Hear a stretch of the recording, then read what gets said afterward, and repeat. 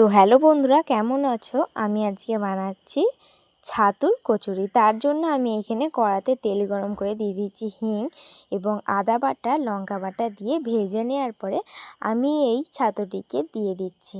এবার ছাতুটি দেওয়া হয়ে গেলে এর মধ্যে দিয়ে দেবো অল্প পরিমাণে নুন। দেয়া হয়ে গেলে জল দিয়ে ভালোভাবে এটাকে মেখে নেব। এবার এক জায়গাতে সরিয়ে রেখে দেবো। এবারে কিন্তু আমি এখানে ময়দার ডোটিকে তৈরি করে নিচ্ছি। ময়দার ডোটি যখন তৈরি হয়ে যাবে তখন কিন্তু আমি এখান থেকে একটা একটা করে লেচি কেটে নেব।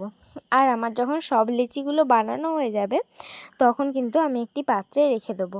আর এরকমভাবে গোল গোল করে মধ্যিখানটা হালকা গর্ত করে এর মধ্যে বানিয়ে রাখা পুর দিয়ে দেবো। আপনারা কিন্তু আপনাদের হিসাবে পুর দেবেন। আমি এখানে একটু বেশি করে পুর দিয়েছি। আর মুখটাকে কিন্তু ভালোভাবেই বন্ধ করে রাখতে হবে যাতে না এটি থেকে ফেটে বেরিয়ে যায় পুরটা।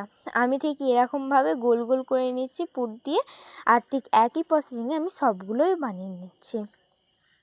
যখন দেখবেন সবগুলো বানানো হয়ে গেছে তখন কিন্তু একটি পাত্রে রেখে দিতে হবে।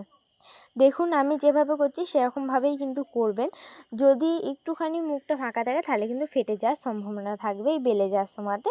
তার জন্য আমি ভালোভাবে মুখটাকে এঁটে নিয়েছি। এবারে যখন সবগুলো তৈরি হয়ে যাবে তখন আমি বেলুন চাকিতে তেল দিয়ে এর মধ্যে সেই লুচিগুলোকে বেলে নেব।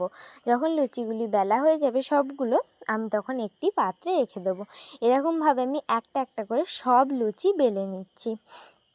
এবার যখন আমার সব লুচি বেলা হয়ে যাবে তখন আমি কড়াতে তেল গরম করতে দিয়ে দেবো। তেল গরমটা যখন হয়ে যাবে তখন আমি এই লুচিগুলি একটা একটা করে এই তেলের মধ্যে ছেড়ে দেব।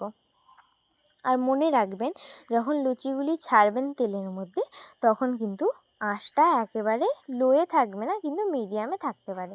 আমি এরকমভাবে মিডিয়ামে আঁচ রেখে সবগুলো একইভাবে তৈরি করে নিচ্ছি। তো যখন দেখবেন এরকমভাবে ফুলে আসছে তখন কিন্তু এই সবগুলিকে তুলে নিতে হবে। যখন এপিঠ ওপিঠ লাল করে ভাজা হয়ে যাবে তখনই বুঝবেন হয়ে গেছে। তো আমার এই রেসিপিটা আজকে কেমন লাগলো? তাহলে আসছে একটা নতুন ভিডিও।